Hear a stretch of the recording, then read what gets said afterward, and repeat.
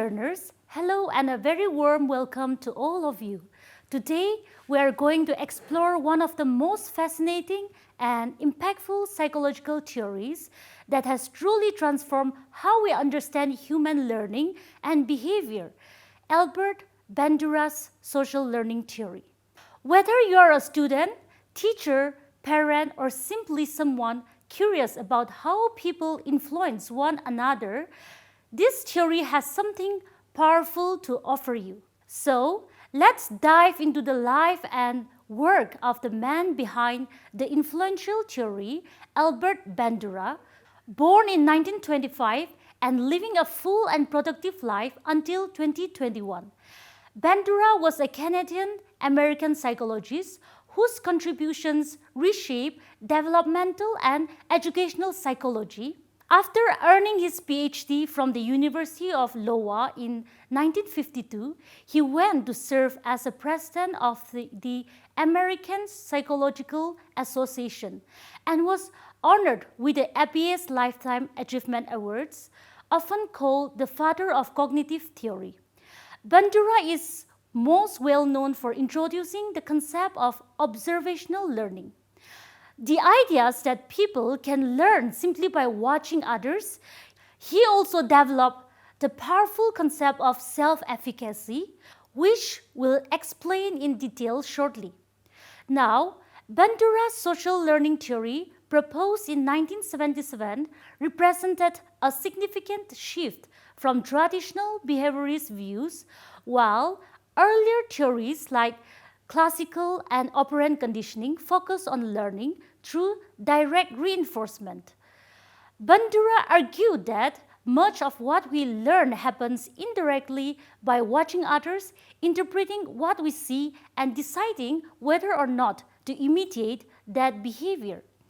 He later expanded his ideas into the broader social cognitive theory in 1986, emphasizing the role of cognitive processes such as attention, memory, and motivation. His theory rests on the powerful idea that learning is not a passive experience, but an active and socially guided process. Let's explore the core principles of Bandura's theory and see how they come together to explain how people learn from their environment and each other. At the heart of social learning theory is observational learning, also known as modeling. This is the process of acquiring new behaviors by watching others and deciding whether to imitate them. Unlike traditional learning theories, Bandura emphasized that we don't need to experience something directly to learn from it. We can simply observe and internalize. A classical example of this is Bandura's famous Bobo doll experiment. In this study, children observe adults acting aggressively toward a large inflatable doll. Later, the children who watched the aggressive behavior were more likely to act aggressively themselves when given a chance to play with the same doll. This experiment highlighted how aggression and other behaviors can be learned through observation, even in the absence of direct reinforcement. Let us now try to understand the concept of the model. In Bandura's theory, a model is any individual whose behavior is observed and potentially imitated by others. The model plays a central role in observational learning as learners look to these individuals for cues and how to behave. Models can be real people in the immediate environment, parents, teachers, peers, or symbolic figures encountered through media. Bandura identified three types of models. Live model, a person physically present and performing a behavior in real time. Example, a teacher demonstrating a science experiment. Verbal instructional model, someone providing detailed instructions or descriptions of a behavior. Example, a coach explaining how to kick a ball. Symbolic model, Characters in books, movies, television, or social media who display behaviors that can be imitated. The likelihood of imitation increases when the model is perceived as similar to the observer, is admired or holds authority, and when the behavior results in visible rewards or approval. Importantly, children especially are more likely to model behaviors of people they view as nurturing, competent, and socially significant. Another key idea is vicarious learning. Bandura showed that people don't need to be directly rewarded or punished to learn. If we see someone else being rewarded for a behavior, we are more likely to adopt it. If we see someone punished, we are more likely to avoid it. This type of learning saves time and effort. It allows us to make decisions based on others' experiences. Think of a child in a class who watches a peer being praised for answering a question politely. That child learns that such behavior is valued and might be motivated to do the same. Bandura also proposed the idea of reciprocal determinism, which means that personal factors like beliefs, emotions, behavior, and the environment all influence one another continuously. Let's take an example.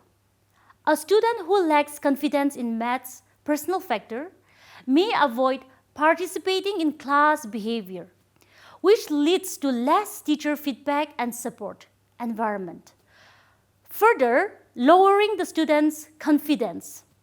But the opposite is also true. Positive encouragement and support from the environment can boost confidence and participation, improving performance. This model helps us understand that learners are not just shaped by their environment, they also help shape it. One of Bandura's most influential concepts is self-efficacy, our belief in our ability to succeed in a specific task or situation. People with high self-efficacy set challenging goals, persist through difficulties, bounce back after failure, and generally perform better. On the other hand, those with low self-efficacy tend to doubt themselves and avoid challenges and give up easily. In classrooms and life, building self-efficacy is crucial.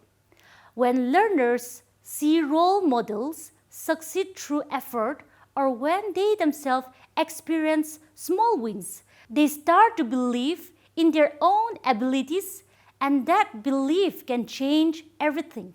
Now, let us have a look on key processes in observational learning according to Bandura. Albert Bandura's social learning theory highlights 4 core processes essential for observational learning: attention, retention, reproduction, and motivation. These processes, deeply rooted in cognitive functioning, help explain how individuals acquire and imitate new behaviors by observing others, particularly in social contexts. Attention is the first critical step. People must observe the model's behavior closely to learn it. However, attention is selective and influenced by several factors. One significant factor is the similarity of the model to the observer. Individuals are more likely to attend to and imitate those who share characteristics such as age, gender, ethnicity, or values. Furthermore, identification with the model's psychological process where the observer adopts the attitudes, values, or behaviors of someone they admire or aspire to be like increases the likelihood of imitation. This goes beyond merely copying or a single action. Identification may involve adopting an entire set of behaviors or lifestyle traits, often drawn from family members, teachers, peers, or media figures. Moreover, the status of the model also plays a role. Individuals tend to pay more attention to and imitate high-status figures, such as leaders, celebrities, or experts, whose actions are perceived as competent or socially desirable. The next step is retention. Retention follows attention. Observers must not only notice a behavior, but also encode and store it in memory to reproduce it later. Cognitive strategies like imagery, mental rehearsal, and repetition can aid this process. For instance, a learner may use mnemonic devices or consistent daily review like spaced repetition to retain new behaviors or information. The more vividly and meaningfully a behavior is remembered, the greater the chances of successfully reproducing it later. The third process is reproduction. Reproduction refers to the individual's ability to physically and mentally reproduce the observed behavior. Even if a behavior is clearly observed and well remembered, the observer must possess the necessary ability to perform it. Often, mastering new behavior involves ongoing practices and effort. This process may take considerable time, particularly when the behavior involves complex skills such as playing a musical instrument, speaking a new language, or executing a professional task. All involve repeated attempts before the behavior becomes proficient. Finally, motivation is what determines whether the learned behavior is actually carried out. Bandura emphasized that motivation can be intrinsic, driven by internal satisfaction, or extrinsic, influenced by external rewards or punishment.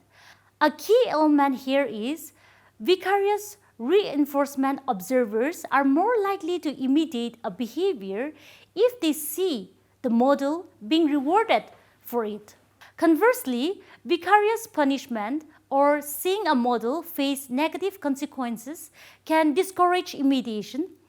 Motivation is also shaped by direct reinforcement or punishment from the environment. For example, if a child is praised, "You are so kind," for comforting the teddy bear, this positive reinforcement increases the likelihood of repeating that kind of behavior. Reinforcement can be external, such as social approval, or internal, such as feeling pride or satisfaction. The effectiveness of reinforcement also depends on whether it aligns with the individual needs and values. What is rewarding for one person may not be for others. Thus, observational learning is a dynamic process influenced by who we observe, how we process and remember their behavior, whether we can replicate it, and why we are motivated to do so.